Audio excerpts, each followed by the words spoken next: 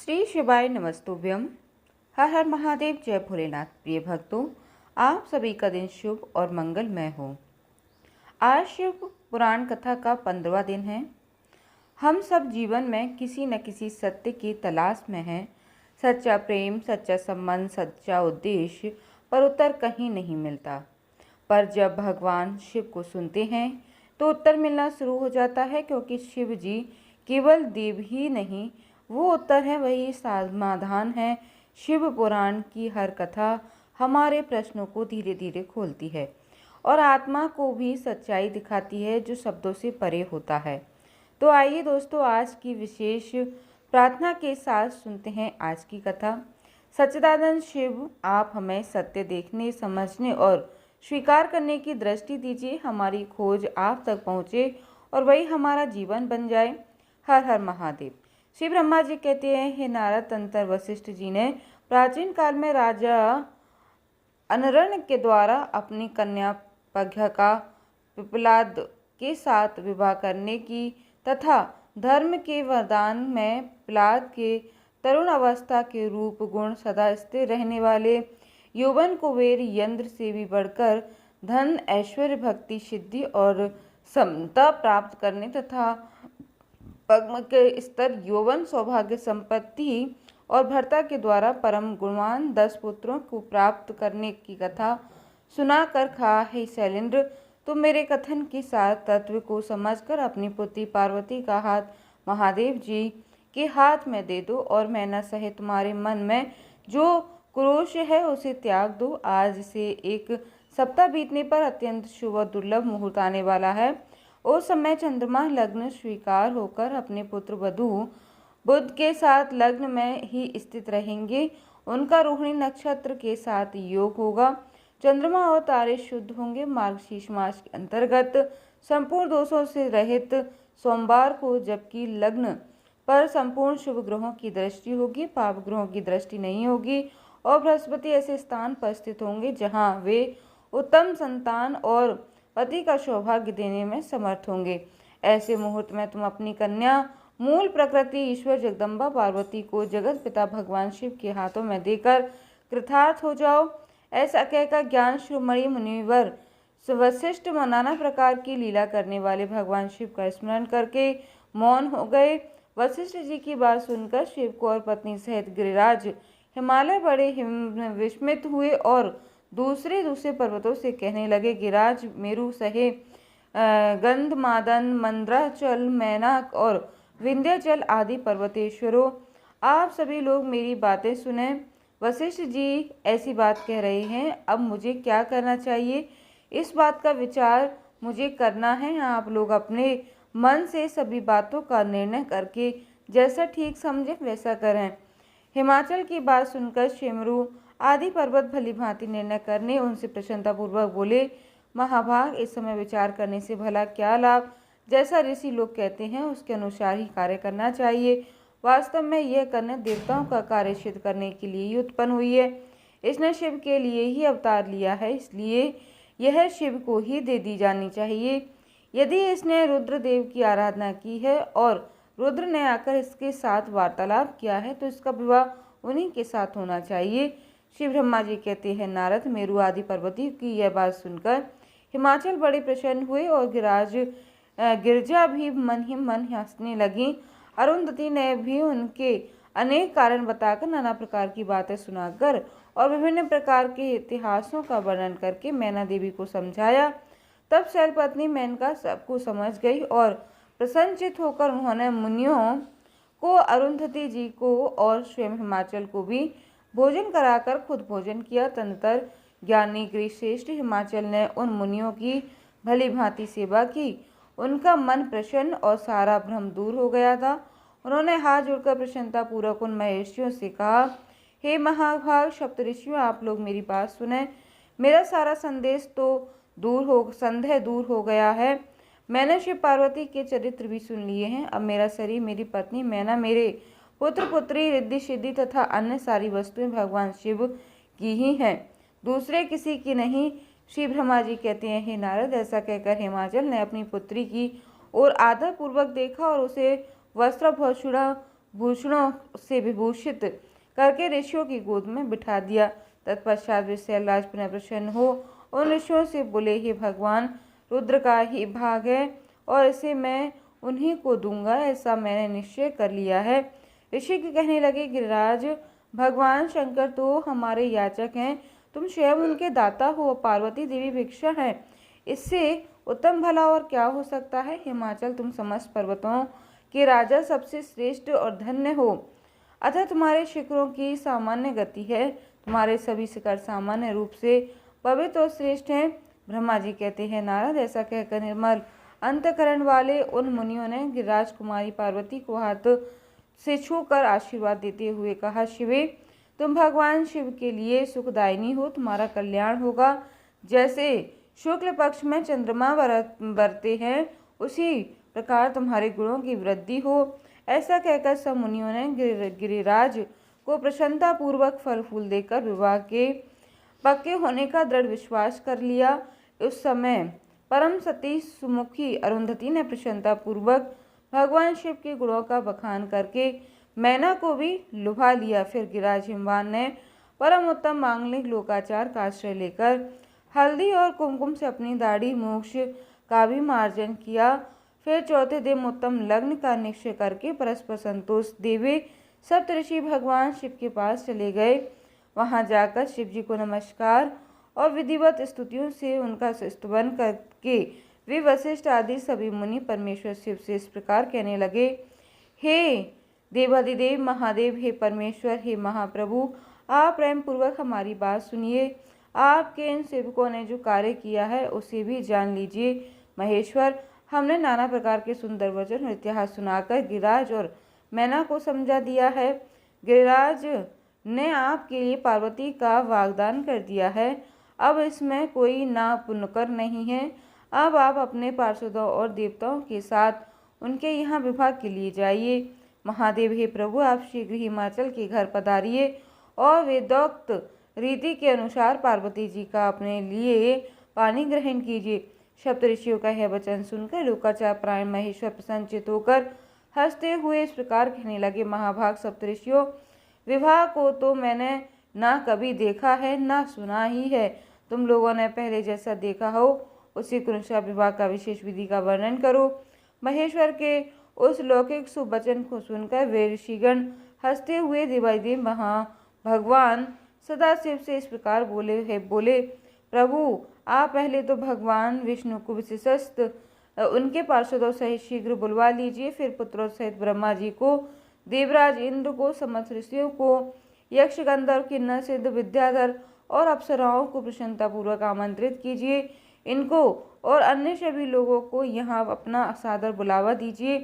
वे सब मिलकर आपके कार्य का साधन करेंगे, इसमें कोई संशय नहीं है। प्रभु, ब्रह्मा जी कहते हैं, नारद, ऐसा कहकर वे सप्तऋषि उनकी आज्ञा लेकर भगवान शंकर की स्थिति का वर्णन करते हुए वहां से प्रसन्नतापूर्वक अपने धाम को चले गए।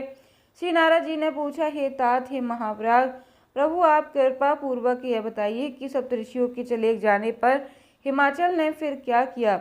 ब्रह्मा जी कहने लगे, मुनीश्वर, अरुंधति सहित उन ऋषियों के चले जाने पर हिमवान ने जो कार्य किया वह तुम्हें बता रहा हूँ, ध्यान पूर्वक सुनो। सप्तऋषियों के जाने के बाद अपने मेरु आदि भाई बंधुओं को आमंत्रित करके पुत्र और पत्नी सहित मनस्वी गिरिराज हिमवान बड़े हर्ष का अनुभव करने लगे।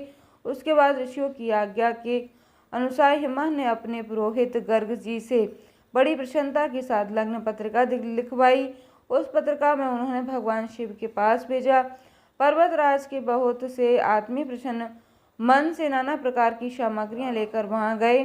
कैलाश पर भगवान शिव के समीप पहुंचकर उन लोगों ने शिव को तिलक लगाया और वह लग्न पत्र उनके हाथ में दे दिया। वहां भगवान शिव ने उनका सबका यथा योग्य विशेष सत्कार किया। फिर वे सब लोग प्रसन्नचित हो शैलराज के पास लौट आए। महेश्वर के द्वारा विशेष सम्मानित होकर बड़े हर्ष के साथ लौटे हुए उन लोगों को देखकर हिमवान के हृदय में अत्यंत हर्ष हुआ। फिर आनंदित होकर शैलराज ने नाना देशों में रहने वाले अपने बंधु बांधवों को लिखित निमंत्रण भेजा, जो उन सभी को बड़ा सुख देने वाला था। उसके बाद वे बड़े आदर के और उत्साह के साथ उत्तम अन्न और नाना प्रकार की विवाहोचित सामग्रियों का संग्रह करने लगे, जैसा कि विवाह के समय किया जाता है। उन्होंने चावल, गुड़, शक्कर, आटा, दूध, दही, घी, मिठाई, नमकीन पदार्थ, मक्खन, पकवान, महान स्वादिष्ट रस और नाना प्रकार के व्यंजन इतने अधिक एकत्रित कर लिए कि सूखे पदार्थों के तो पहाड़ खड़े हो गए और द्रव पदार्थों की बावड़ियां बन गईं। शिव के पार्षदों और देवताओं के लिए हितकर नाना प्रकार की वस्तुएं, भांति भांति बहुमूल्य वस्त्र, आग में तपाकर शुद्ध किए हुए स्वर्ण, रजत और विभिन्न प्रकार के मणि, रत्न, इनका और अन्य उपयोगी द्रव्यों का विधि पूर्वक संग्रह करके गिरिराज ने मंगलकारी दिन में मांगलिक कृत्य करना आरंभ कर दिया। पर्वतराज के घर की स्त्रियों ने पार्वती का संस्कार करवाया। तरह तरह के आभूषणों से सजाई हुई राजभवन की उन सुंदर स्त्रियों ने संदन मंगल कार्य का संपादन किया। नगर ब्राह्मणों की स्त्रियों ने स्वयं बड़े हर्ष के साथ लोकाचार का अनुष्ठान किया। उसमें मंगल पूर्वक भांति भांति के उत्सव मनाए गए। हर्ष भरे हृदय से उत्तम मंगलाचार का संपादन करके हिमालय से सर्वतोभावेन बड़े प्रसन्न हुए और अपने निमंत्रित बंधुओं के आगमन की उत्सुकता पूर्वक प्रतीक्षा करने लगे। इसी बीच में उनके निमंत्रित बंधु बांधव भी आने लगे। देवताओं के निवास गिरिराज स्वयं दिव्य रूप धारण करके नाना प्रकार के मणियों से महारत्नों को यत्न पूर्वक साथ लेकर अपने स्त्री पुरुष के साथ हिमालय के घर पर आए। मंद्राचल, अस्ताचल, उद्याचल, मल्य, दुर्दुर, निषद, गंधमादन, करवीर, महेंद्र, परयात्र, कोच, पुरुषोत्तम, शैल, नील, त्रिकूट, चित्रकूट, वैकुंठ, श्रीशैल, गोकामुख, नारद, विंध्याचल, कालंजर, कैलाश तथा अन्य पर्वत दिव्य रूप धारण कर अपने स्त्री पुत्रों के साथ बहुत सारी भेंट सामग्री लेकर वहां उपस्थित हुए। दूसरे द्वीपों से तथा यहाँ भी जो पर्वत है वे सब हिमालय के घर पधार गए। शिवा और शिव का विवाह है, यह जानकर सबने बड़ी प्रसन्नता के साथ वहाँ पदार्पण किया। सुभद्र आदि नद और संपूर्ण नदियाँ दिव्य नर नारियों के रूप में धारण कर नाना प्रकार के अलंकारों से अलंकृत होकर शिव पार्वती जी का विवाह देखने के लिए एकत्रित हो गए थे। यह गोदावरी, यमुना, सरस्वती, वेणी, गंगा, नर्मदा तथा अन्य श्रेष्ठ सरिताएं भी बड़ी प्रसन्नता के साथ हिमालय के यहाँ आईं। उन सब के आने से हिमालय की दिव्य पूरी सब ओर से भर गई। वह सब प्रकार की शोभाओं संपन्न थी। वहाँ बड़े बड़े उत्सव हो रहे थे। ध्वजाएं, पताकाएं फहरा रही थी। बंधनवारों से उसकी अधिक शोभा होती थी। चारों ओर चंदोवे तने हुए से वहाँ पर सूर्य का दर्शन नहीं होता था। भांति भांति की नीली, पीली आदि प्रभा उस पुरी की शोभा बढ़ा रही थी। हिमालय ने भी बड़ी प्रसन्नता के साथ अपने यहाँ पधारे हुए सभी स्त्री पुरुषों का यथा योग्य आदर सत्कार किया और सबको अलग अलग सुंदर स्थानों को ठहराया। अनेक अनेक उपयुक्त सामग्री देकर सभी को पूर्ण संतुष्ट किया। हे मुनि श्रेष्ठ, फिर शैलराज हिमवान ने प्रसन्न होकर महान उत्सव से परिपूर्ण अपने नगर को विचित्र रीति से सजाना आरंभ कर दिया। सड़कों को झाड़ बुहार कर उन पर छिड़काव कराया। उन्हें बहुमूल्य साधनों से सुसज्जित और शोभित किया। प्रत्येक घर के दरवाजे पर केले आदि मांगलिक वृक्ष लगवाए और उन्हें मांगलिक द्रव्यों से संयुक्त किया। आंगन को केले के खम्भों से सजाया। रेशम की डोरों के आम के पल्लव बांधकर बंधवन बारे बनवाए और उन्हें उन खम्भों के चारों ओर लगवा दिया। मालती के फूलों की मालाएं उस आंगन के सब ओर लटका दी गई। सुंदर तोरणों से वह आंगन का भाग अत्यंत प्रकाशमान जान पड़ता था। चारों दिशाओं में मंगल सूचक शुभ द्रव्य रखे गए थे जो उस प्रांगण की शोभा बढ़ा रहे थे। इस प्रकार अत्यंत प्रसन्नता से भरे हुए गिरिराज हिमवान ने महान प्रभावशाली गर्ग मुनि को आगे करके अपनी पुत्री के लिए प्रस्तुत करने योग्य सारा उत्तम मंगल कार्य संपन्न किया। उन्होंने विश्वकर्मा को बुलाकर आदर पूर्वक एक मंडप बनवाया जिसका विस्तार बहुत अधिक था। वेदी आदि के कारण वह मंडप बहुत मनोहर जान पड़ता था। हे देवर्षि, वह मंडप को कई योजन विस्तृत था, अनेक शुभ लक्षणों से युक्त तथा नाना प्रकार के आश्रयों से भरा हुआ था। वहाँ पर स्थावर और जंगम सभी वस्तुएं कृत्रिम बनी हुई थीं, परंतु असली वस्तुओं की तरह लग रही थी। उनमें से उस मंडप की सुंदरता और भी बढ़ गई थी। वहाँ चारों ओर ही ऐसी अद्भुत वस्तुएं थीं जो उस मंडप को सर्वस्व जान पड़ती थी। नाना प्रकार की निराली वस्तुओं का चमत्कार वहां पर छा रहा था। वहीं कई स्थावर वस्तुओं का जंगम और जंगम वस्तुओं से स्थावर पराजित हो रहे थे, अर्थात वे एक दूसरे से बढ़कर सुवशील और चमत्कारपूर्ण दिखाई देते थे। उस मंडप की स्थल भूमि जल से पराजित हो रही थी, अर्थात चतुर से चतुर मनुष्य भी यह नहीं जान पाते थे कि इसमें कहाँ जल है और कहाँ स्थल। कहीं पर कृत्रिम सिंह बने हुए थे, कहीं सरसों की पत्तियां, कहीं बनावटी मोर थे जो अपनी सुंदरता से सबको मोह लेते थे, कहीं कृत्रिम स्त्रियां थीं जो पुरुषों के साथ नृत्य करती हुई दिखाई देती थीं। वे कृत्रिम होने पर भी सब लोगों की ओर देखती और उनको मुंह में डाल देती थीं। इसी विधि से मनोहर द्वारपाल बने हुए थे, जो स्थावर होने पर भी जंगमों के समान जान पड़ती थीं। वे अपने हाथों में धनुष उठाकर उन्हें खींचते हुए देखे जा रहे थे। द्वार पर कृत्रिम महालक्ष्मी खड़ी थीं, जिनकी रचना अद्भुत थी। वह समस्त शुभ लक्षणों से संयुक्त दिखाई देती थी और उन्हें देखकर ऐसा जान पड़ता था मानो क्षीर सागर से साक्षात लक्ष्मी जी वहां पर आ गई हो। उस मंडप में स्थान स्थान पर सजे सजाए कृत्रिम हाथी खड़े किए गए थे, जो कि असली हाथियों की तरह लग रहे थे। घुड़सवारों सहित घोड़े और हाथी सवारों सहित हाथी बनाए गए थे। जहां तहां रथों सहित रथ बने हुए थे, जो कृत्रिम अश्वों से ही खींचे जाते थे और उन्हें देखकर लोगों को बड़ा आश्चर्य होता था। इनके सिवा दूसरे कृत्रिम वाहन भी वहां खड़े हुए थे। पैदल सिपाहियों की कृत्रिम सेना भी वहां पर मौजूद थी। हे मुनि प्रसन्नित वाले विश्वकर्मा ने देवताओं और मुनियों को भी मुंह में डालने के लिए वहां ऐसी अद्भुत रचनाएं की थी। मंडप के सबसे बड़े फाटक पर कृत्रिम नंदी खड़ा था, जो शुद्ध स्फटिक मणि के समान उज्ज्वल कांत सुशोभित होता था। भगवान शिव ने वहां नंदी की जैसी आकृति है, ठीक वैसा ही वह भी था। उस कृत्रिम नंदी के ऊपर रत्न विभूषित महादिव्य पुष्प शोभा पाता था, जो पल्लवों और श्वेत चामरों से सजाया गया था।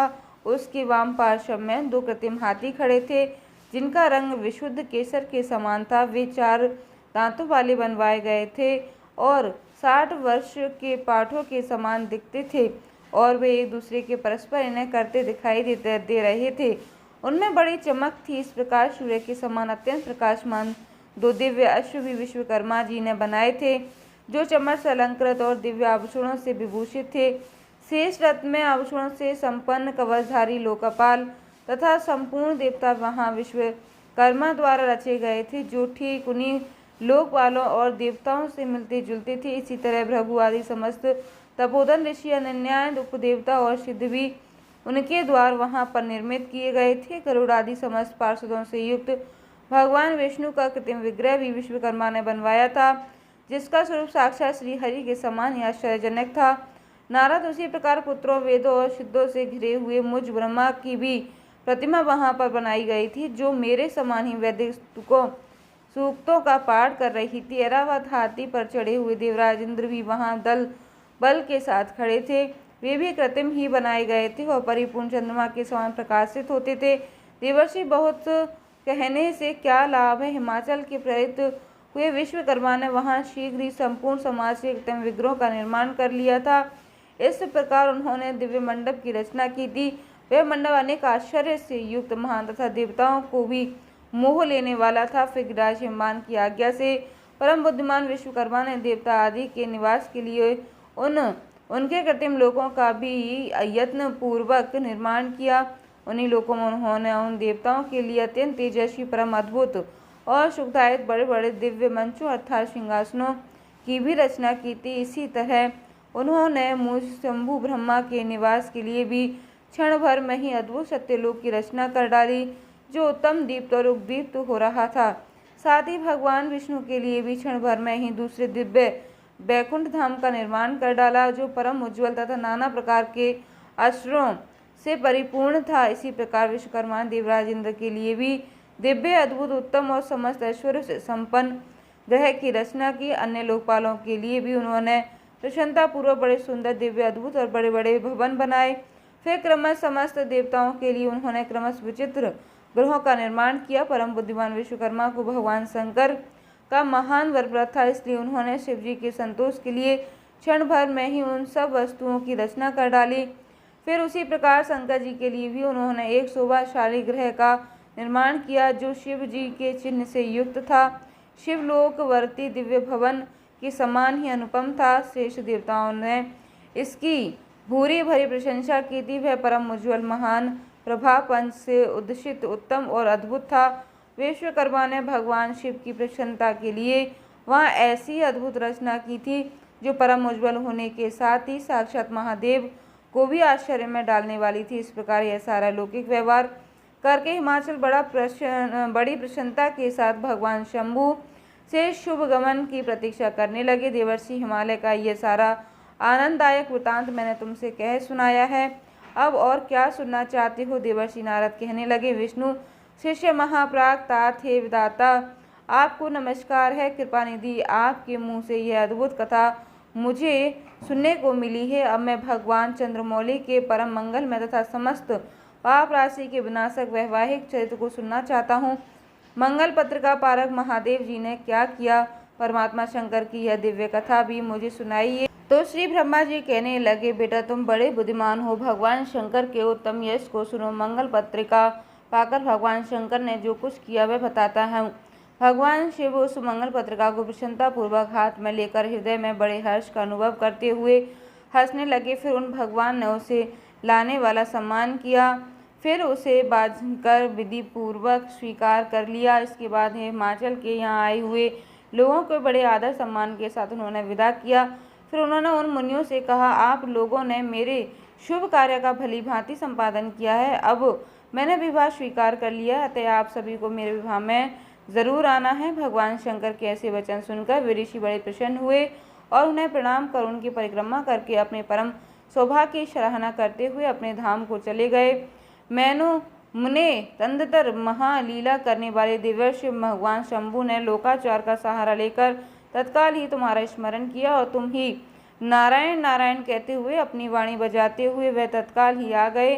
बड़े प्रसन्न थे और मस्तक झुकाकर प्रणाम कर हाथ जोड़कर नीति भाव पर खड़े हो गए। तब भगवान शिव कहने लगे कि नारद, तुम्हारे उपदेश से देवी पार्वती ने तो बड़ी भारी तपस्या की, जिससे संतुष्ट होकर मैंने उन्हें यह वर दिया कि मैं पति के रूप में तुम्हारा पानी ग्रहण करूंगा।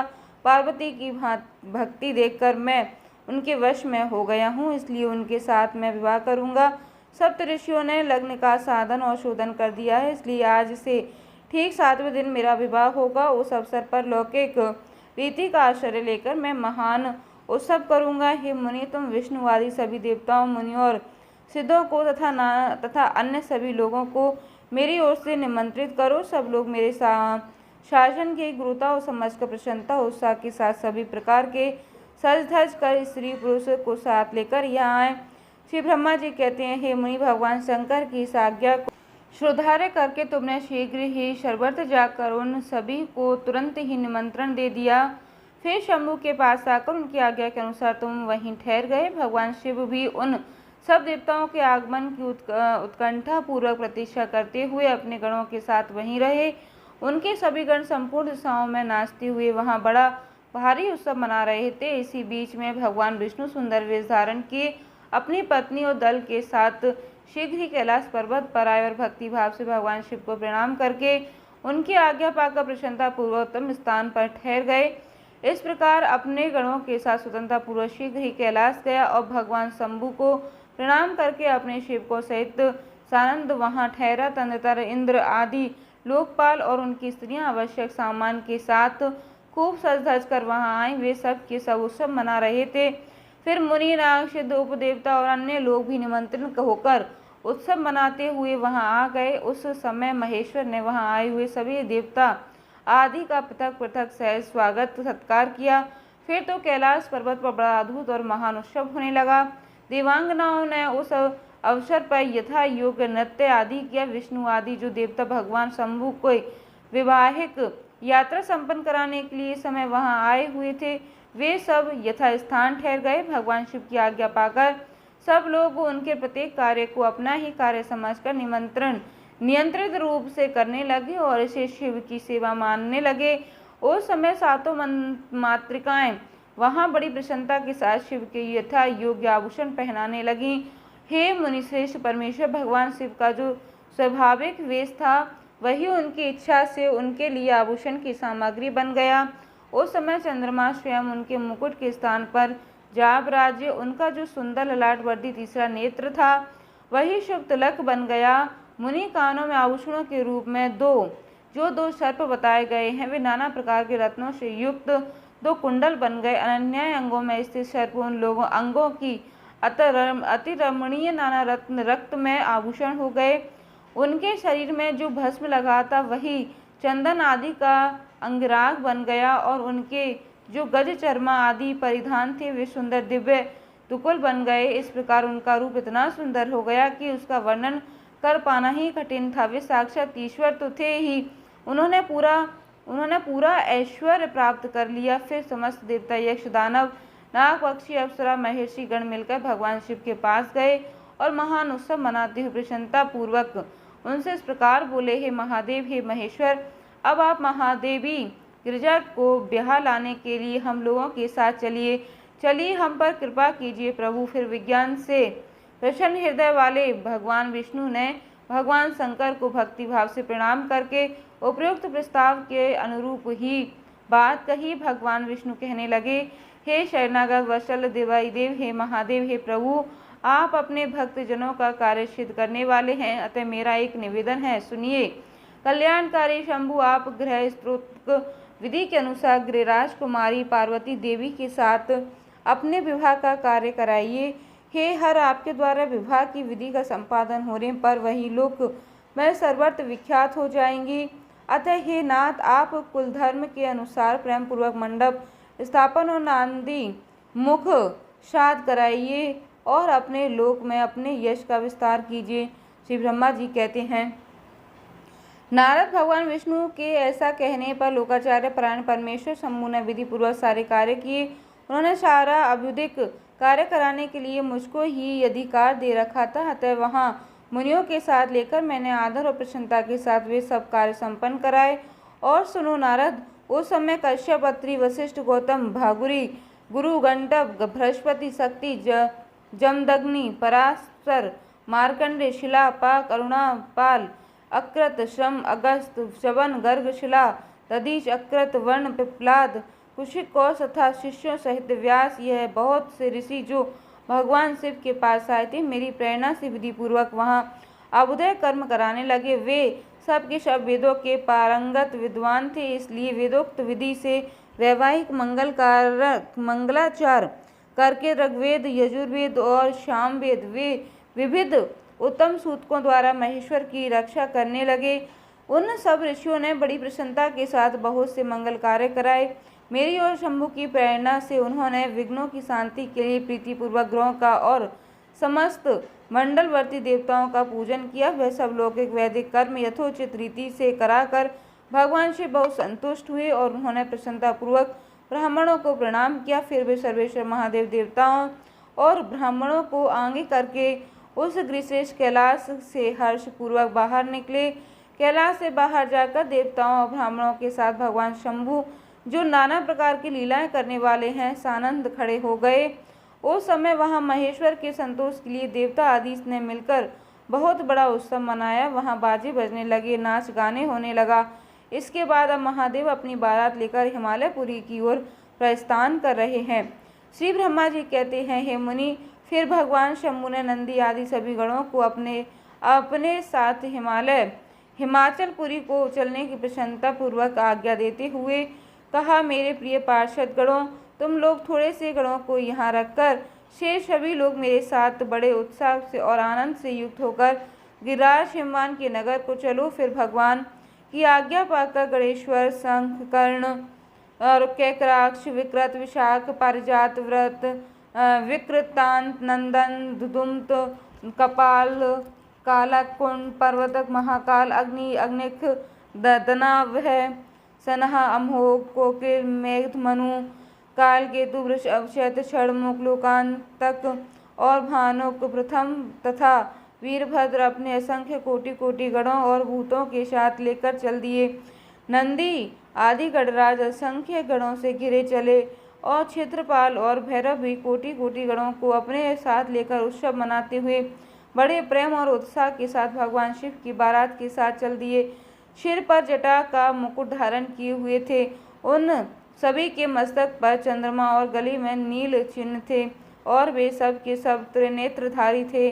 उन सब ने रुद्राक्ष के आभूषण पहन रखे थे। सभी उत्तम भस्म धारण किए हुए थे और हार कुंडल केयूर तथा मुकुट आदि से अलंकृत थे।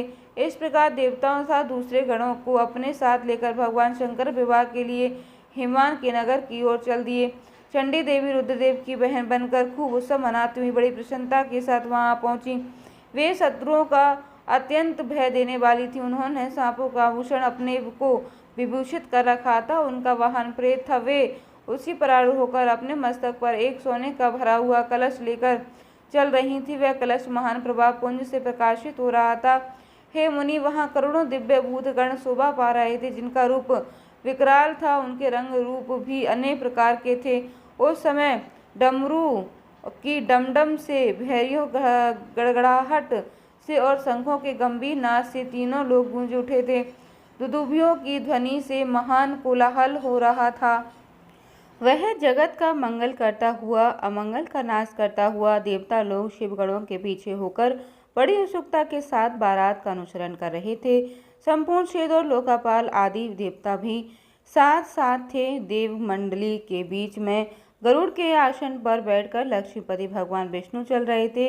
हे मुनि, उनके ऊपर महान छत्र तना हुआ था, जो उनकी शोभा बढ़ा रहा था और उन पर चबर ढुलाए जा रहे थे और वे अपने गणों से घिरे हुए थे। उनके शोभाशाली पार्षदों ने उन्हें अपने ढंग से आभूषण आदि के द्वारा विभूषित किया हुआ था। इस प्रकार में वे मूर्तिमान वेदों, शास्त्रों, पुराणों, आगमों, सनकादि महासिद्धों, प्रजापतियों, पुत्रों और अन्य परिजनों के साथ मार्ग में चलता हुआ बड़ी शोभा पा रहा था। शिव जी की सेवा में तत्पर था। फिर देवराज इंद्र भी नाना प्रकार के आभूषणों से विभूषित होकर ऐरावत हाथी पर आरूढ़ होकर अपनी सेना से बीच से चलते हुए अत्यंत शोभाहित हो रहे थे। उस समय बारात के साथ यात्रा करते हुए बहुत से ऋषि भी अपने तेज के प्रकाशित हो रहे थे। शिव जी का विवाह देखने के लिए बहुत उत्कंठित होते। शाकनी, यातुधान, बेताल, ब्रह्म, राक्षस, भूत, प्रेत, पिशाच, प्रथम आदि गण, तुम नारद, हाहा, औहुहु आदि श्रेष्ठ गंधर्व तथा किन्नर भी बड़े हर्ष से भरकर बाजा बजाते हुए चल दिए। संपूर्ण जगत माताएं, सारी देव कन्याएं, गायत्री, सावित्री, लक्ष्मी और अन्य देवांगनाएं यहाँ और दूसरी देव पत्नियों जो संपूर्ण जगत की माता हैं, शंकर जी का विवाह है, यह सोचकर बड़ी प्रसन्नता के साथ उसमें सम्मिलित होने के लिए चल गईं। वेदों, शास्त्रों, सिद्धों और महर्षियों द्वारा जो साक्षात धर्म का स्वरूप कहा गया तथा जिसकी अंग का कान शुद्ध स्फटिक के समान उज्ज्वल है, वह सर्वांग सुंदर वृषभ भगवान शिव का वाहन, धर्म वत्सल महादेव का वृषभ और आरूढ़ होकर सबके साथ यात्रा करते हुए बड़ी शोभा पा रहे थे। देवर्षियों के साथ समुदाय उनकी सेवा में उपस्थित थे। इन सब देवताओं और महर्षियों के एकत्रित हुए समुदाय में महेश्वर बड़ी शोभा हो रही थी। उनका बहुत श्रृंगार किया गया था। वे शिवा का पानी ग्रहण करने के लिए हिमाचल के भवन को जा रहे थे। नारद, इस प्रकार बारात की यात्रा संबंधी उत्तम उत्सव से युक्त शंभु का चरित्र कहा गया है। आज के इस प्रसंग को सुनकर दिन में किसी भी समय आप अपने आसपास जो भी बैल हो, बैल के गुड़, चना, रोटी या हरा चारा जरूर खिलाएं और सच्चे मन से भगवान शिव का धन्यवाद करें और भगवान शिव से प्रार्थना करें कि आपके जीवन में जो दुख है उसे वह शीघ्र से शीघ्र ही दूर कर सकें। आपकी मनोकामना जरूर पूर्ण होगी। श्री ब्रह्मा जी कहते हैं, हे मुनि, अब हिमालय नगर में जो सुंदर वृतांत घटित हुआ है उसे भी सुनो। श्री ब्रह्मा जी आगे कहने लगे, फिर भगवान शिव ने नारद जी के हिमाचल के घर भेजा। वे वहां की विलक्षण सजावट देखकर हैरान रह गए। विश्वकर्मा ने जो विष्णु, ब्रह्मा आदि समस्त देवताओं तथा नारद आदि ऋषियों की चेतन से प्रतीत होने वाली मूर्तियां बनाई थीं, उन्हें देखकर देवर्षि नारद भी चकित हो उठे और हिमाचल ने देवर्षि को बारात बुला लाने के लिए भेजा था। साथ ही उस बारात की अगवानी के लिए मैनाक आदि पर्वत भी आए। फिर भगवान विष्णु आदि देवताओं तथा आनंदित हुए उन गणों के साथ भगवान शिव हिमालय नगर के समीप बड़ी प्रसन्नता के साथ आ पहुँचे। गिरिराज हिमालय ने जब यह सुना कि सर्वव्यापी शंकर मेरे नगर के निकट आ पहुँचे हैं, तब तो उन्हें बड़ी प्रसन्नता हुई। फिर उन्होंने बहुत सामान एकत्रित करके पर्वतों और ब्राह्मणों को महादेव जी के साथ वार्तालाप करने के लिए भेजा। खुद भी बड़ी भक्ति के साथ वे प्राण प्यारे महेश्वर का दर्शन करने के लिए गए। उस समय उनका हृदय अधिक प्रेम के कारण द्रवित हो रहा था। वे प्रसन्नता पूर्वक अपने सौभाग्य की सराहना करते थे। उस समय समस्त देवता गणों की सेना को उपस्थित देखकर हिमवान को बड़ा विस्मय हुआ और वे अपने को धन्य मानते हुए उनके सामने गए। देवता और पर्वत एक दूसरे से मिलकर बहुत प्रसन्न हुए और अपने आप को कृत्य मानने लगे। महादेव जी के सामने देखकर हिमालय ने उन्हें प्रणाम किया। साथ ही समस्त पर्वतों को ब्राह्मणों ने भी सदाशिव की वंदना की। द्वार पर खड़े हुए एक औघधानी के गले में सर्पों की माला, शरीर से भस्म और बहुत भयानक रूप देखकर, जिनके हाथ में त्रिशूल था, आंखें भयानक थी, उनकी आकृति विकराल थी, तो यह रूप देखकर देवी पार्वती अर्थात देवी शिवा की माता बहुत डर गई थी, चकित हो गई, व्याकुल होकर कांपने लगी और मूर्छित हो गई। कहने लगी, ऐसे अवगढ़दानी के, ऐसे विभव स्वरूपधारी के साथ तो मैं अपनी पुत्री का विवाह कदापि नहीं कर सकती। महादेव जी को सामने देखकर हिमालय ने उन्हें प्रणाम किया। साथ ही समस्त पर्वतों को ब्राह्मणों ने सदाशिव की वंदना की। वे व्रज पर आरूढ़ थे, उनके मुख पर प्रसन्नता छा रही थी। वे नाना प्रकार के आभूषणों से विभूषित थे और अपने दिव्य अंगों के लावण्य से संपूर्ण दिशाओं को प्रकाशित कर रहे थे। उनका श्रीअंग अत्यंत महीन, नूतन और सुंदर रेशमी वस्त्र से सुशोभित था।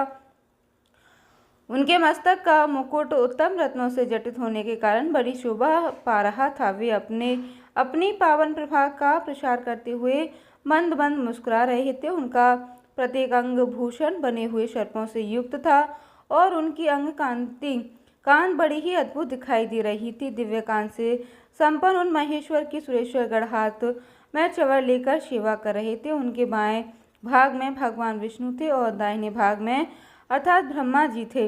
पीछे देवराज इंद्र थे और अन्य देवता आदि से पीछे और अलग बगल में विद्यमान थे।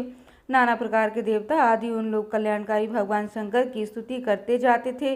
उन्होंने स्वेच्छा से भी दिव्य शरीर धारण कर रखा था।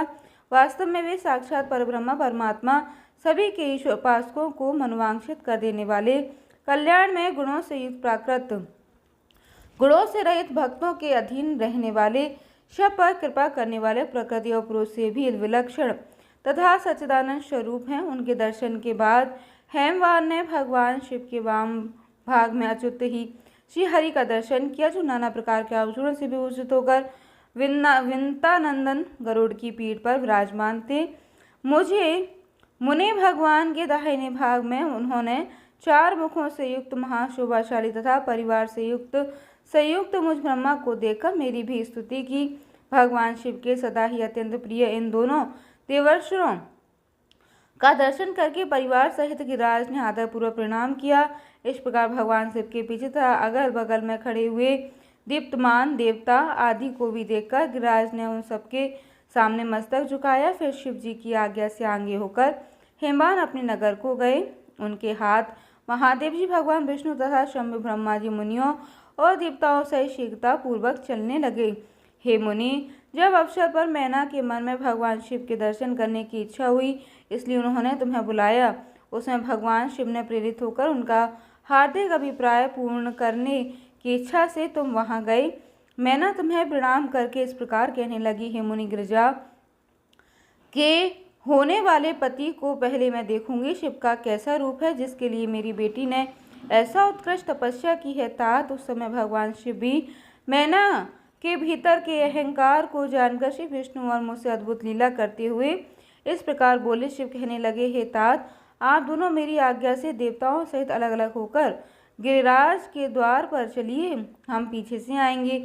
यह सुनकर भगवान श्री हरि ने सब देवताओं को बुलाकर वैसा ही करने के लिए कहा। शिव जी के चिंतन में तत्पर रहने वाले देवताओं ने शीघ्र ही वैसी व्यवस्था करके उत्सुकता पूर्वक वहां से पृथक पृथक यात्री की। मुनि, मैंने अपने घर के सबसे ऊपरी भवन में तुम्हारे साथ खड़ी हुई थी। उस समय भगवान विश्वेश्वर ने अपने को ऐसी वेशभूषा में दिखलाया जिससे मैना के हृदय को ठेस पहुंची।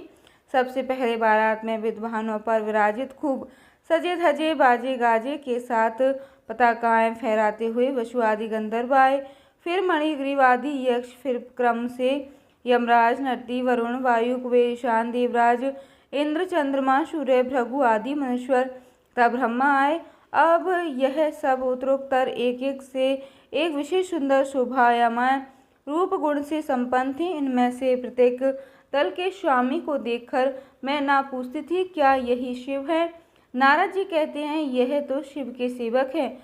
मैं ना यह सुनकर बड़ी प्रसन्न होती और हर्ष से भरकर मन ही मन खुद से कहती कि यह उनके सेवक ही जब इतने सुंदर हैं, तब तो वे सबके स्वामी शिव पता नहीं कितने सुंदर होंगे। इसी बीच में वहाँ भगवान विष्णु पधारे। वे संपूर्ण शोभा से संपन्न श्रीमान नूतन जलधर के समान श्याम तथा 4 भुजाओं से सुशोभित थे। उनका लावण्य करोड़ों कंदरों को लज्जित कर रहा था। वे पीताम्बर धारण करके अपनी सहज प्रभा से प्रकाशित हो रहे थे। उनके सुंदर नेत्र प्रफुल्ल कमल की शोभा को छीन ले रहे थे। उनकी आकृति से शांति बरस रही थी। पक्षराज गरुड़ उनके वाहन थे। शंख चक्र आदि लक्षणों से युक्त मुकुट आदि से विभूषित वक्ष स्थल में श्रीवत्स का चिन्ह धारण किए हुए वे लक्ष्मीपति विष्णु अपने अप्रमेय प्रभा पुंज से प्रकाशमान हो रहे थे। तब उन्होंने देखते ही मैना के नेत्र चकित हो गए। वे बड़े हर्ष से बोली, अवश्य ही मेरे शिवा के पति साक्षात भगवान शिव हैं, इसमें कोई संशय नहीं है। मुनि, तुम ही लीला करने वाले ही ठहरे हो। अतः मैना की यह बात सुनकर उनसे इस प्रकार कहने लगी, देवी, यह शिवा के पति नहीं है, अपितु भगवान केशव हरि भगवान शंकर के संपूर्ण कार्यों के अधिकारी और उनके प्रिय हैं। पार्वती के पति जो दूल्हा शिव है, उन्हें इनसे भी बढ़कर समझना चाहिए। उनकी शोभा का वर्णन मुझसे नहीं हो सकता। देवी, वे ही संपूर्ण ब्रह्मांड के अधिपति सर्वेश्वर तथा स्वयं प्रकाश परमात्मा हैं। श्री ब्रह्मा जी कहते हैं, नारद, तुम्हारी इस बात को सुनकर मैना ने उन शुभ लक्षणा उमा को महान धन वैभव से संपन्न सौभाग्यवती तथा तीनों कुलों के लिए सुखदायिनी माना है। वे मुख पर प्रसन्नता लाकर प्रीति युक्त हृदय से अपने सर्वाधिक सौभाग्य का बारंबार वर्णन करती हुई इस प्रकार कहने लगी, इस समय मैं पार्वती को जन्म देने के कारण सर्वदा धन्य हो गई हूँ। मुनिवर, यह गिरिराज भी धन्य है तथा मेरा सब कुछ परम धन्य हो गया है। जिन जिन अत्यंत तेजस्वी देवताओं और देवर्षियों का मैंने दर्शन किया है, उन सबके जो पति हैं वे मेरी पुत्री के पति होंगे। उनके सौभाग्य का क्या वर्णन किया जाए। भगवान शिव को पति के रूप में पाने के कारण पार्वती के सौभाग्य का तो 100 वर्षों में भी वर्णन नहीं किया जा सकता।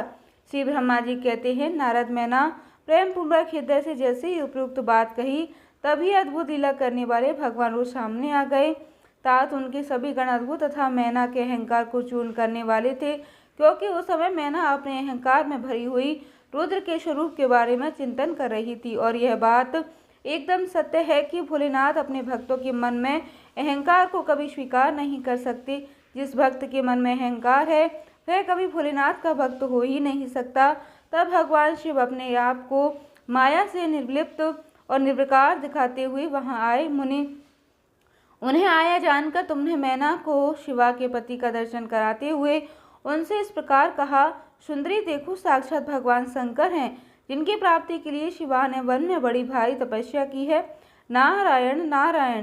तुम्हारे ऐसा कहने पर मैना ने बड़ी प्रसन्नता के साथ अद्भुत आकार वाले भगवान महेश्वर की ओर देखा।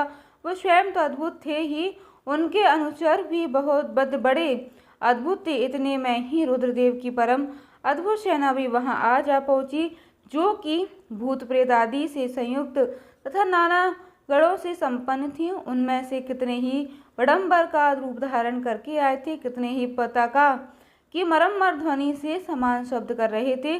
किन्हीं के मुंह टेढ़े थे तो कोई अत्यंत क्रूर भयानक दिखाई दे रहा था। कुछ बड़े विकराल थे, किन्हीं का मुंह दाढ़ी मूछ से भरा हुआ था। कोई लंगड़े थे तो कोई अंधे थे, कोई दंड और पास धारण किए हुए थे तो किन्हीं के हाथों में मुकदर थे। कितने ही अपने वाहनों को उल्टा चला रहे थे, कोई सींग, कोई डमरू, कोई गौमुख बजा रहे थे। गढ़ों में से कितने के तो मुंह ही नहीं थे, कितनों के मुख पीठ की ओर लगे थे और बहुतों के बहुत सारे मुख भी थे।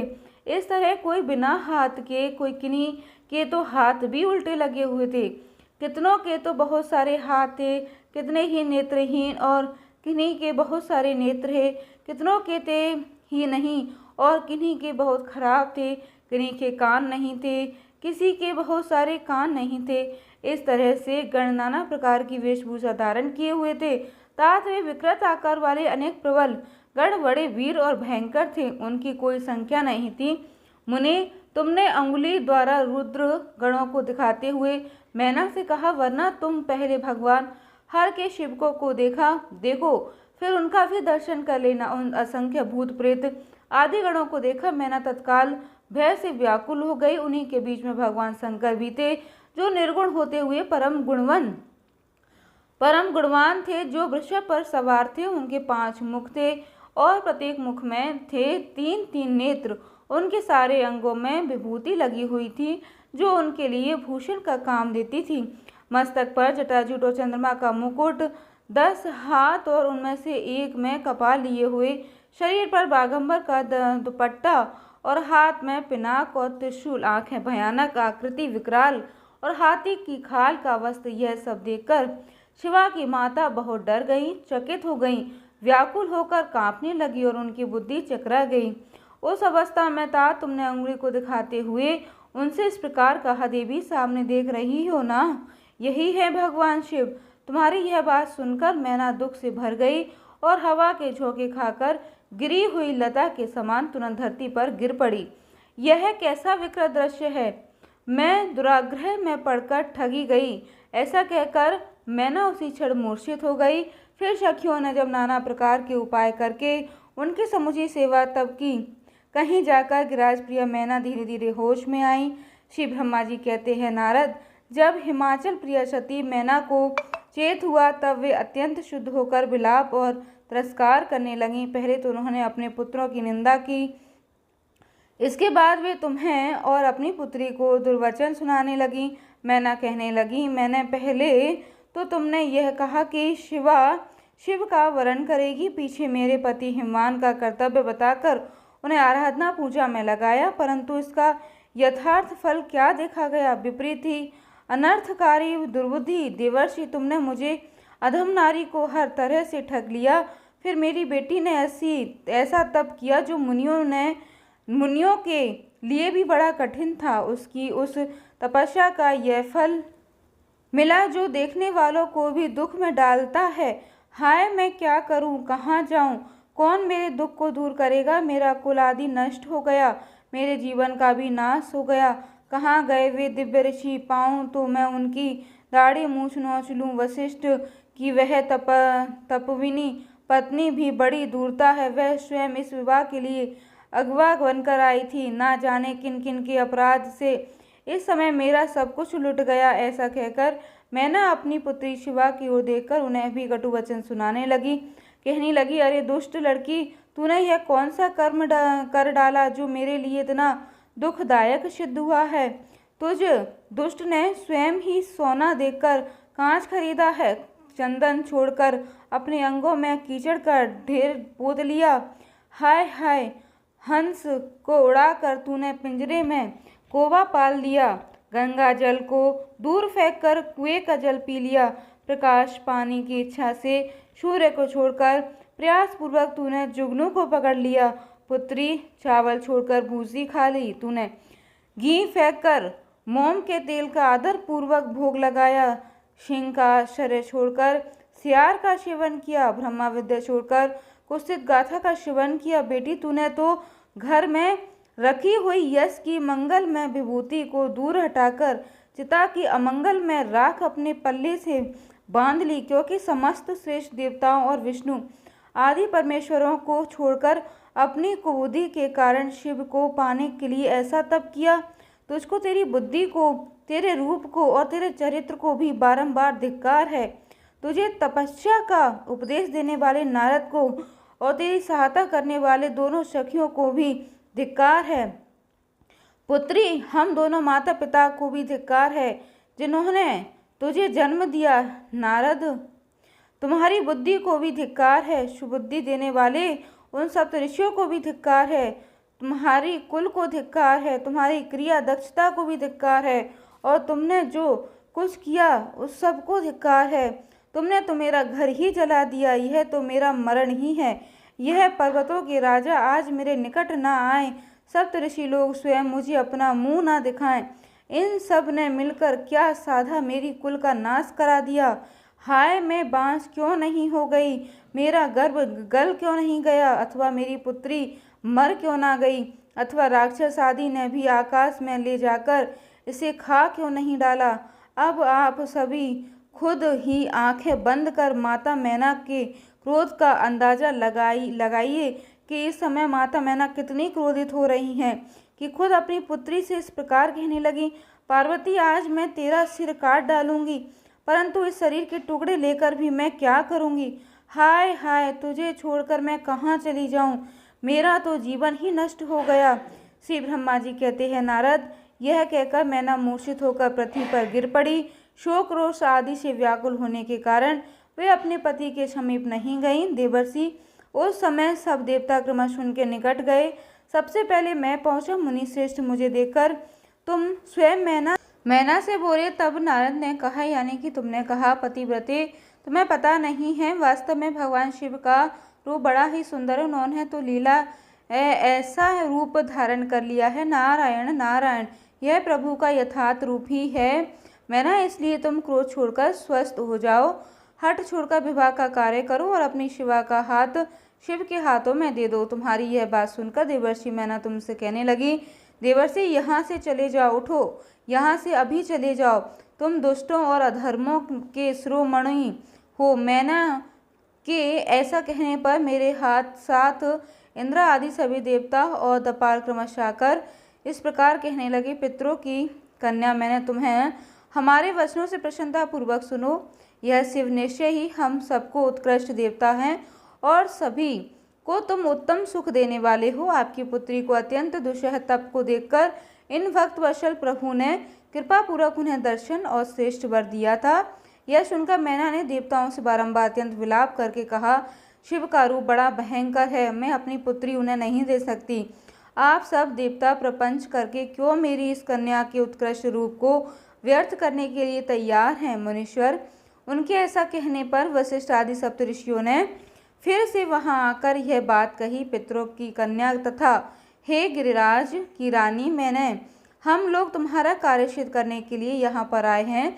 जो कार्य सर्वदा उचित और उपयोगी है उसे तुम्हारे हट के कारण हम विपरीत कौन मान ले। भगवान शंकर का दर्शन सबसे बड़ा लाभ है।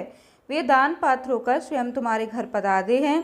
उनके ऐसा कहने पर भी ज्ञान दुर्बला मैना ने उनकी बात मिथ्या कर दी और रुष्ट होकर उनसे ही कहने लगी, मैं शास्त्र आदि से अपनी बेटी के टुकड़े टुकड़े कर डालूंगी, लेकिन उस शंकर के हाथ में कदापि नहीं दूंगी।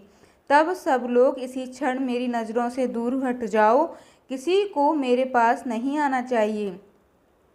इस प्रकार कहकर अत्यंत विबल होकर विलाप करने मैना मौन हो गई। मुने वहां उनके इस रूप को देखकर, उनके इस क्रोध को देखकर हाहाकार मच गया। तब हिमालय अत्यंत व्याकुल होकर वहां आए और मैना को समझाने के लिए प्रेम पूर्वक तत्व दर्शाते हुए कहने लगे। हिमालय ने कहा, प्रियम, मैंने मेरी बात सुनो, तुम इतनी व्याकुल क्यों हो गई हो। देखो तुम कौन कौन से महात्मा तुम्हारे घर पर आ रहे हैं। तुमने इनकी निंदा क्यों की। भगवान शंकर तो तुम जानती ही हो, किंतु नाना नाम रूप वाले शंभु के विकट रूप को देखकर घबरा गई हो। मैं शंकर जी को भली भांति जानता हूँ मैना, मैं शंकर जी को भली भांति जानता हूँ, क्योंकि वे ही सभी के प्रतिपालक हैं, पूजनियों में भी पूजनीय हैं तथा अनुग्रह और निग्रह करने वाले हैं। निष्पाप प्राण प्रिय हट मत करो, मानसिक शुद्ध खुद छोड़ो, शुभ्रते शीघ्र उठो और यह सब कार्य करो। पहली बार विकट रूपधारी शंभु ने मेरे द्वार पर आकर जो नाना प्रकार की लीलाएं की थी, मैं उनका आज तुम्हें स्मरण दिला रहा हूँ। उनके उस परम महात्म्य को देख और समझ उस मैंने और तुमने उन्हें कन्या देना स्वीकार किया था। प्रिय, अपनी उस बात को प्रमाण मानकर सार्थक कर दो। इस बात को सुनकर शिवा की माता मैना हिमालय से बोली, नाथ मेरी बात सुनिए और सुनकर आपको वैसा ही करना चाहिए। आप अपनी पुत्री पार्वती के गले में रस्सी बांधकर इसे बेघट के पर्वत पर नीचे गिरा दीजिए, परंतु मैं इसे हर के हाथ में कदापि नहीं दूंगी। अथवा नाथ अपनी इस बेटी को ले जाकर निर्दयता पूर्वक समुद्र में डूबा दीजिए। गिरिराज, ऐसा करके आप पूर्ण सुखी हो जाइए। स्वामीन, यदि विकट रूपधारी रुद्र को आप मेरी पुत्री देंगे तो मैं निश्चय ही अपना शरीर त्याग दूंगी। मैना ने जब हठपूर्वक ऐसी बात कही तब पार्वती स्वयं आकर यह रमणीय वचन कहने लगी। माँ, तुम्हारी बुद्धि तो बड़ी शुभकारक है, इस समय विपरीत कैसे हो गई? धर्म के अवलंबन करने वाली होकर भी तुम धर्म को कैसे छोड़ रही हो? यह रुद्र सबकी उत्पत्ति के कारण वो साक्षात ईश्वर हैं, इनसे बढ़कर दूसरा कोई नहीं है। समस्त श्रुतियों में यह वर्णन है कि भगवान शंकर सुंदर रूप वाले तथा सुखद हैं, कल्याणकारी महेश्वर, समस्त देवताओं के स्वामी तथा स्वयं प्रकाश है। इनके नाम और रूप अनेक, माता जी और श्री विष्णु और ब्रह्मा आदि सभी इनकी सेवा किया करते हैं। यह सबके अधिष्ठान है, कर्ता, हर्ता और स्वामी हैं, विकारों के इन तक। यह तीनों देवताओं के स्वामी अविनाशी और सनातन हैं। इनके लिए ही सब देवता किंकर होकर तुम्हारे द्वार पर पधारे हैं और सब बना रहे हैं। इससे बढ़कर सुख की बात और क्या हो सकती है? माते, अतः यत्न पूर्वक उठो और अपना जीवन सफल करो, मुझे शिव के हाथों में सौंप दो। माते, अपने गृहस्थ आश्रम को सार्थक कर दो। माँ, मुझे परमेश्वर शंकर की सेवा में दे दो। मैं स्वयं तुमसे यह बात कहती हूँ, तुम मेरी इतनी सी ही विनती मान लो। यदि तुम इनके हाथों में मुझे नहीं दोगी तो मैं दूसरे किसी वर का वरण नहीं कर पाऊंगी, क्योंकि जो सिंह का भाग्य है उसे दूसरों को ठगने वाला शियार भला कैसे पा सकता है? माँ, मैंने मन, वाणी और क्रिया द्वारा स्वयं अपने वर का अर्थात हर का वरण कर लिया है, हर का ही वरण किया है। अब मैं उनके सिवा किसी और का वरण कदापि नहीं कर सकती। इसके आगे तुम्हारी जैसी इच्छा हो वैसा करो। श्री ब्रह्मा जी कहते हैं, नारद, पार्वती जी की यह बात सुनकर शिलेश्वर प्रिया मैना बहुत ही उत्तेजित हो गई और पार्वती को डांटती हुई दुर्वचन कहकर रोने और विलाप करने लगी। फिर स्वयं मैना तथा सनकादि सिद्धों ने भी मैना को बहुत समझाया, परंतु वे तो किसी की बात न मानकर सबको डांटती फिरती रहीं। इसी बीच उनके सुदृढ़ और महान हट की बात सुनकर शिवप्रिय भगवान विष्णु भी तुरंत वहां आ पहुंचे और इस प्रकार कहने लगे, देवी, तुम पितरों की मानसी पुत्री हो, उन्हें बहुत ही प्यारी हो, साथ ही गिरिराज हिमालय भी गुणवती पत्नी भी हो। इस समय तुम्हारा संबंध साक्षात ब्रह्मा जी के उत्तम कुल से है। संसार में तुम्हारे सहायक भी ऐसे ही हैं। तुम धन्य हो, मैं तुमसे अधिक क्या कहूँ? तुम तो धर्म की आधारभूता हो, फिर धर्म का त्याग कैसे कर रही हो? तुम जरा अच्छी तरह सोचो तो सही। संपूर्ण देवता, ऋषि, ब्रह्मा जी और मैं सभी लोग विपरीत बात ही क्यों कहेंगे? तुम शिव को नहीं जानती, वे तो निर्गुण भी हैं और सगुण भी हैं, कुरूप भी हैं और स्वरूप भी हैं, सबके शैव तथा सतपुरुषों के आश्चर्य हैं। उन्हीं ने मूल प्रकृति के रूपी देवी ईश्वरी का निर्माण किया और उसके बगल में पुरुषोत्तम का निर्माण करके बिठाया। उन्हीं दोनों ने सगुण रूपी मेरी तथा ब्रह्मा की उत्पत्ति हुई। फिर लोगों का हित करने के लिए वे स्वयं ही रुद्र रूप में प्रकट हुए। फिर वेद, देवता और स्थावर जंगम रूप से जो भी कुछ दिखाई देता है वह सारा जगत भी भगवान शंकर से ही उत्पन्न हुआ है। उनके रूप का ठीक ठीक वर्णन अब तक भला कौन कर सकता है देवी, अथवा कौन उनके रूप को जानता है? मैंने और ब्रह्मा जी ने भी जिनका अंत नहीं पाया, उनका पार दूसरा भला कौन पा सकता है? ब्रह्मा से लेकर कीट पर्यंत जो कुछ भी जगत दिखाई देता है वह सब कुछ का शिव का ही रूप है, ऐसा जान लो। इस विषय में कोई अन्यथा विचार नहीं करना चाहिए। वे ही अपनी लीला से ऐसे रूप उत्तीर्ण हुए हैं। वे शिवा के तप के प्रभाव से तुम्हारे द्वार पर खड़े हैं। अतः हिमाचल की पत्नी मैना, तुम खुद छोड़ो और शिव का भजन करो, इससे तुम्हें महान आनंद प्राप्त होगा और तुम्हारा यह सारा क्लेश भी मिट जाएगा। श्री ब्रह्मा जी कहते हैं, नारायण, इस प्रकार विष्णु के समझाने पर मैना का मन कुछ कोमल हुआ, वे कुछ शांत हुई, परंतु शिव को कन्या ना देने का हठ उन्होंने तब भी नहीं छोड़ा। शिव जी की माया से मोहित होने के कारण उन्होंने ऐसा दुराग्रह किया। उस समय मैना ने शिव के महत्व को स्वीकार कर लिया। कुछ ज्ञान हो जाने पर उन्होंने श्री हरि से कहा, यदि भगवान शिव सुंदर शरीर रूप धारण कर लें तब तो मैं उन्हें अपनी पुत्री दे सकती हूँ, अन्यथा कोटि उपाय करने पर भी कभी नहीं दूंगी। यह बात मैं सच्चाई है और दृढ़ता के साथ कह रही हूँ। ऐसा कहकर दृढ़तापूर्वक उत्तम व्रत का पालन करने वाली मैना शिव की इच्छा से प्रेरित होकर मौन हो गई। धन्य है शिव की माया जो सभी को मुंह में डाल देती है। श्री ब्रह्मा जी कहते हैं, नारद उसी समय भगवान विष्णु से प्रेरित होकर तुम शीघ्र ही भगवान शंकर को अनुकूल बनाने के लिए अर्थात सुंदर बनाने के लिए उनके पास गए। वहां आकर देवता का कार्य सिद्ध करने के लिए इच्छा से मैं नाना प्रकार के स्त्रोतों द्वारा तुमने रुद्रदेव को संतुष्ट किया। तुम्हारी बातें सुनकर शंभु ने प्रसन्नता पूर्वक अद्भुततम रूप दिव्य रूप धारण कर लिया। ऐसा करके उन्होंने अपने दयालु स्वभाव का परिचय दिया। उन्हें भगवान शंभु का वह स्वरूप कामदेव से भी अधिक सुंदर तथा लावण्य परम आश्चर्य था। उसका सुंदर दर्शन करके तुम बड़े प्रसन्न हुए और उस स्थान पर गए जहाँ सबके साथ मैना विद्यमान थी। वहां पहुंचकर तुम कहने लगे, नारायण नारायण, हे विशाल नेत्रों वाली मैंने भगवान शिव के सर्वोत्तम रूप का दर्शन करो। यह रूप प्रकट करके उन करुणामय शिव ने तुम पर बड़ी कृपा की है। मुनि, तुम्हारी यह बात सुनकर शलराज की पत्नी मैना आश्चर्यचकित हो गई।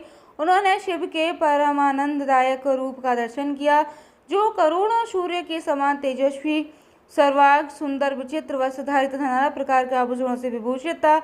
वे अत्यंत प्रसन्न होकर सुंदर रास से सुशोभित, ललित लावण्य से लसित, मनोहर, गौरवर्ण, दतिमान तथा चंद्र लेखा से अलंकृत था। विष्णु आदि संपूर्ण देवता बड़े प्रेम से भगवान शिव की सेवा कर रहे थे। सूर्य देव ने छत्र लगा रखा था। चंद्रदेव ने मस्तक मुकुट बनकर उनकी शोभा बढ़ा रहे थे। इन सब साधनों से भगवान शंकर सर्वदा रमणीय जान पड़ रहे थे। उनका वाहन भी अनेक प्रकार के आभूषणों से विभूषित था। उसकी महाशोभा का तो वर्णन ही नहीं हो सकता। गंगा और यमुना भगवान शिव को सुंदर चवर ढुला रही थी और आठों सिद्धियां उनके आगे आगे नाच रही थी। उस समय भगवान विष्णु तथा इंद्र आदि देवता अपने अपने वेश को भली भांति विभूषित करके पर्वतवासी भगवान शिव के साथ चल रहे थे। नाना रूपधारी शिव के गण खूब सज धज कर अत्यंत आनंदित होकर शिव जी के आगे आगे चल रहे थे। सिद्ध उपदेवता, समस्त मुनि और अन्य सभी लोग भी महान सुख का अनुभव करते हुए अत्यंत प्रसन्नता पूर्वक शिव जी के साथ यात्रा कर रहे थे। इस प्रकार देवता आदि सभी लोग विवाह के देखने के लिए उत्कंठित होकर खूब सज धज कर अपनी पत्नियों के साथ परब्रह्म शिव का यशोगान करते हुए जा रहे थे।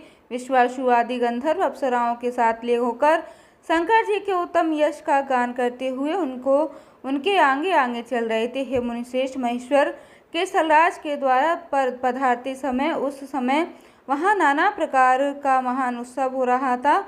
मनुष्वर उस समय वहाँ परमात्मा शिव की जैसी शोभा हो रही थी, उसका विशेष रूप से वर्णन करने में कौन समर्थ हो सकता है। उन्हें वैसे विलक्षण रूप में देखकर मैना तो क्षण भर के लिए चित्रलिखी सी रह गई। फिर बड़ी प्रसन्नता के साथ कहने लगी, हे महेश्वर, मेरी पुत्री धन्य है जिसने बड़ा भारी तप किया और आप मेरे इस घर में पधारे हैं। पहले जो मैंने आप शिव का अक्षर निंदा की है उसे मेरे सिवा के स्वामी शिव का क्षमा कर दीजिए और इस समय पूर्णतः प्रसन्न हो जाइए। श्री ब्रह्मा जी कहते हैं, नारद इस प्रकार बात करके चंद्रमौली शिव की स्तुति करती हुई शैलप्रिया मैना उन्हें हाथ जोड़कर प्रणाम किया। फिर वे लज्जित हो गईं क्योंकि उन्होंने क्रोध में भगवान शिव का इतना अपमान किया जो किया था, उनके रूप में निंदा जो की थी। इतने में ही बहुत सी पूर्ववासिनी स्त्रियां भगवान शिव के दर्शन की लालसा से अनेक प्रकार के काम धाम छोड़कर वहां आ जा पहुंची। जो जैसी थी, जैसी ही रूप थी में थी, वैसी ही अस्त व्यस्त रूप में दौड़ी चली आई। भगवान शंकर का वह मनोहर रूप देखकर वे सब मोहित हो गईं। शिव जी के दर्शन से हर्ष को प्राप्त होकर प्रेमपूर्ण हृदय वाली वे नारियां महेश्वर की उस मूर्ति को अपने मनोमंदिर में बिठाकर इस प्रकार कहने लगी, अहो हिमान के नगर में निवास करने वाले लोगों के नेत्र में आज सफल हो गए। जिस व्यक्ति ने इस दिव्य रूप का दर्शन किया है, निश्चय ही उसका जन्म सार्थक हो गया है। उसी का जन्म सफल है और उसी की सारी क्रियाएं सफल है जिसने संपूर्ण पापों का नाश करने वाले साक्षात शिव का दर्शन किया है। पार्वती ने शिव के लिए जो तप किया है उसके द्वारा उन्होंने अपना सारा मनोरथ सिद्ध कर लिया। शिव को पति के रूप में पाकर यह शिवा धन्य और कृत्य हो गईं। यदि विधाता शिवा और शिव की इस युगल जोड़ी को सानंद एक दूसरे से मिला ना देते तो उनका सारा परिश्रम निष्फल हो जाता। इस उत्तम जोड़ी को मिलाकर श्री ब्रह्मा जी ने तो बहुत ही अच्छा और बहुत ही नेक कार्य किया है।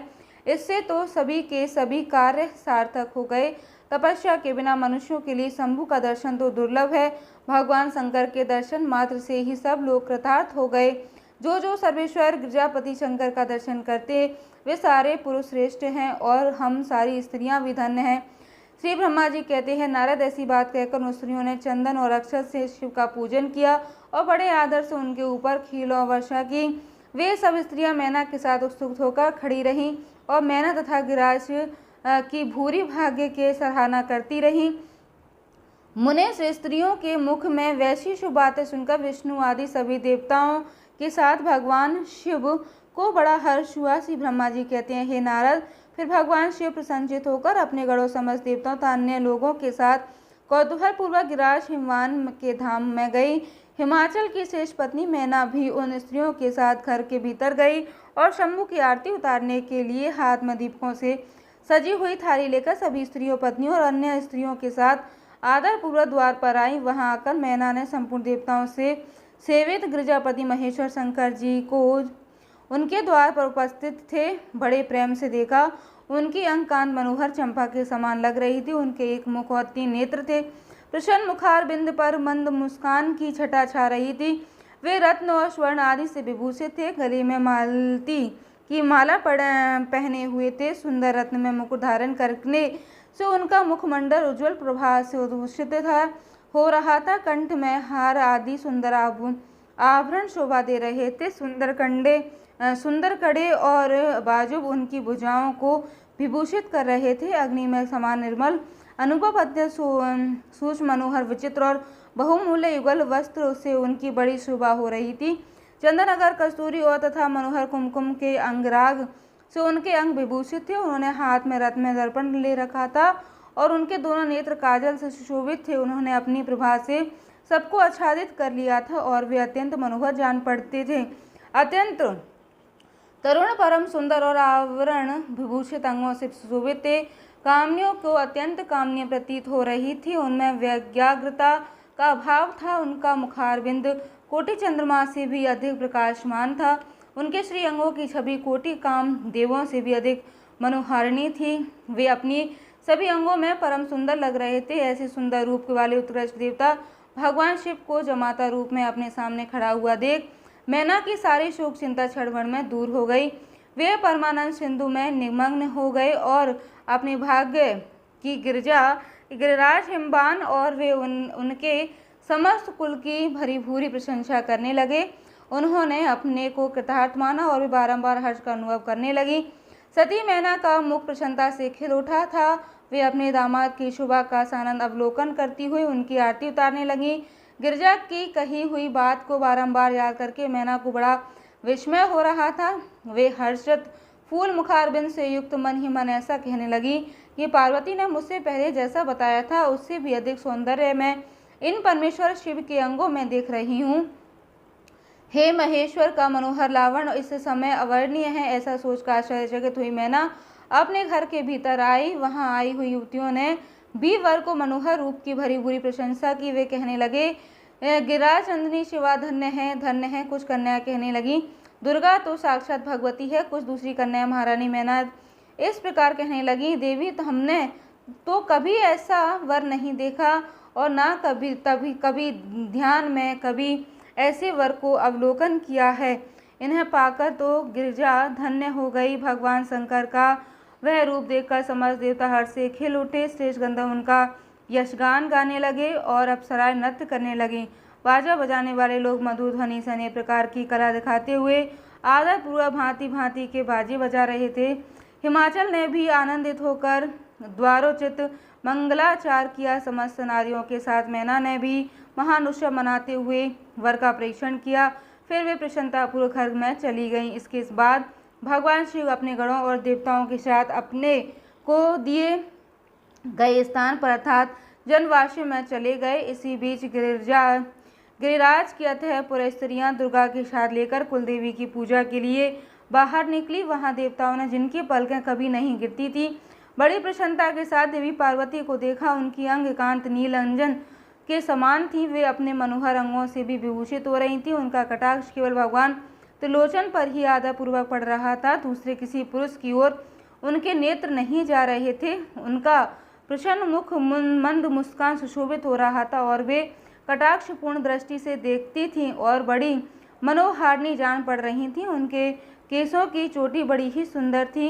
कपोलों पर बनी हुई मनोहर पत्रभंगी ललाट में कस्तूरी की बेंदी के समान ही सिंदूर की बिंदी शोभा पा रही थी। वक्षस्थल पर श्रेष्ठ रत्नों से सारभार में दिव्य दीप छटक रही थी। रत्नों के बने हुए केरुबल्य के कंकड़ से उनकी भुजाएं अलंकृत थी। उत्तम रत्नमय कुंडलों से उनके मनोहर कपोल जगमगा रहे थे। उनकी दंत पंक्ति मणियों और रत्नों की प्रभा को भी छीन ले रही थी और मुख की शोभा बढ़ा रही थी। मधु से पूर्णताधर और ओष्ठ फल के समान लाल थे। दोनों पैरों में रत्नों की आभा से युक्त महावर शोभा दे रहा था। देवी पार्वती का सौंदर्य देखिए।